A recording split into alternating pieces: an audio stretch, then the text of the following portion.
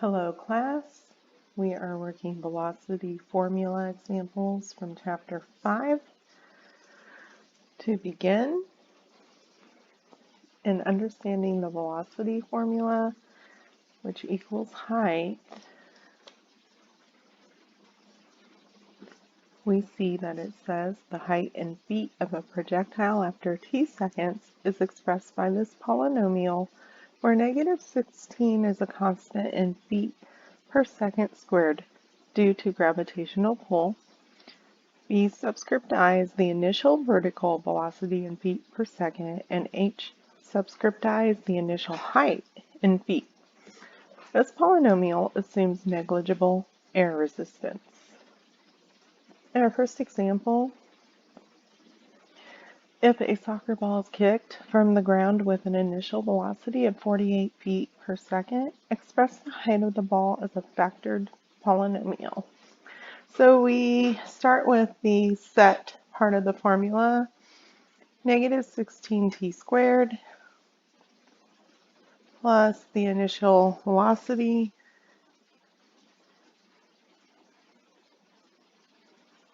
that we're given, 48t, and we are not given the initial height, so we'll plug that in as +0 to express information we do not have. To simplify, we simply drop off the 0, and to factor, we will factor out a -16t, which leaves t minus 3.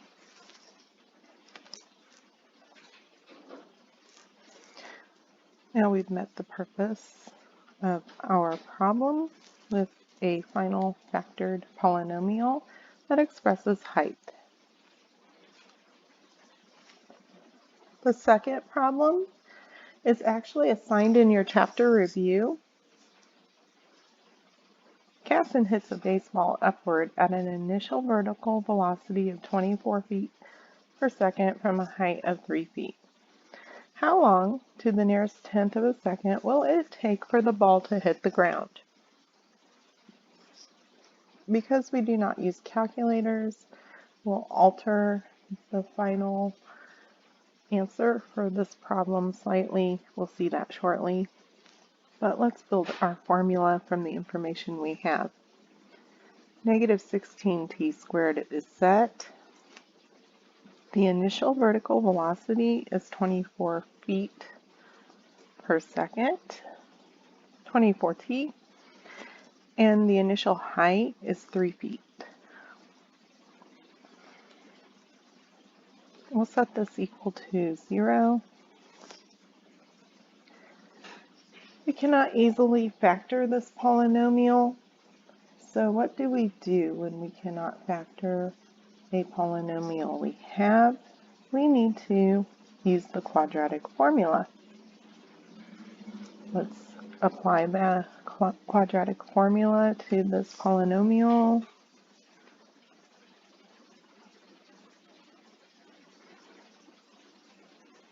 We'll rewrite it here to remind us.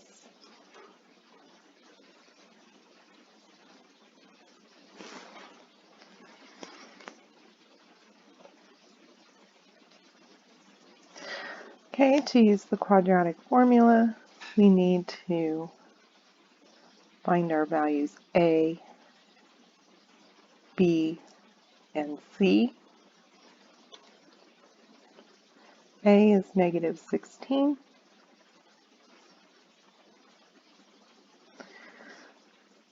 B is 24. And C is 3. Let's plug our values into the quadratic formula. So we would have -b plus or minus the square root of b squared minus 4 times a times C all over 2 times A. Now we're going to start simplifying under the square root symbol, especially. All right, if you do some work in the margin, 24 squared is equal to 576. And then you would have 4 times 3 is 12 times negative 16.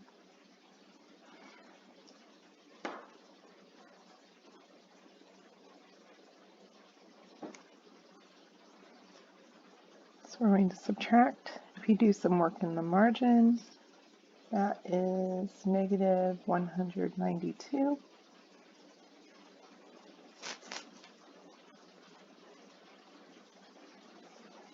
All over 2 times negative 16. Another simplification we can see right away is we have a negative both in the numerator and denominator, so those go away.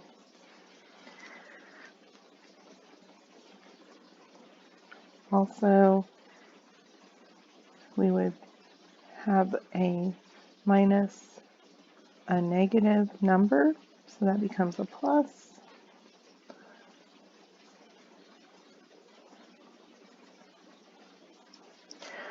On a new slide, I'll write the simplification again.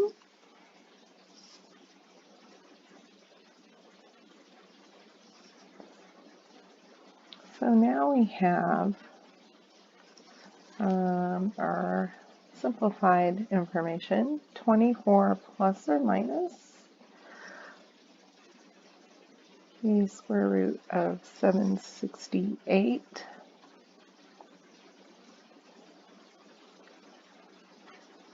all over 32. Okay, that simplifies further to 24 plus or minus. I'll let you do this work. You can pause the video and work this out. 768 does not have a pretty whole number as a square root, so it would simplify to 16 times the square root of 3. We know how to get there, so try that just for practice. All over 32. If we look, 24, 16, and 32 all have a common factor of 8, so we can simplify further and divide all of those by 8. 24 divided by 8 is 3. 16 divided by 8 is 2. Still times the square root of 3. And 32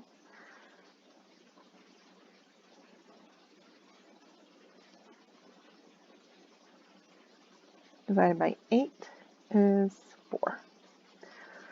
Okay, without a calculator, the square root of 3 also is not a whole number.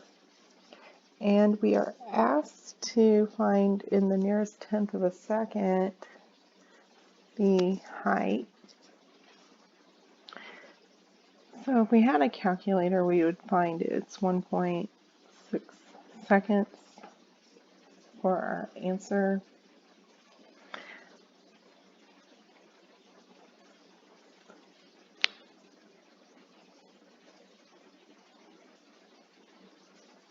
But unless we do some work in the margin and get something close to the square root of 3 to simplify this further, this would be as far as we can go, and this would be acceptable for a final answer.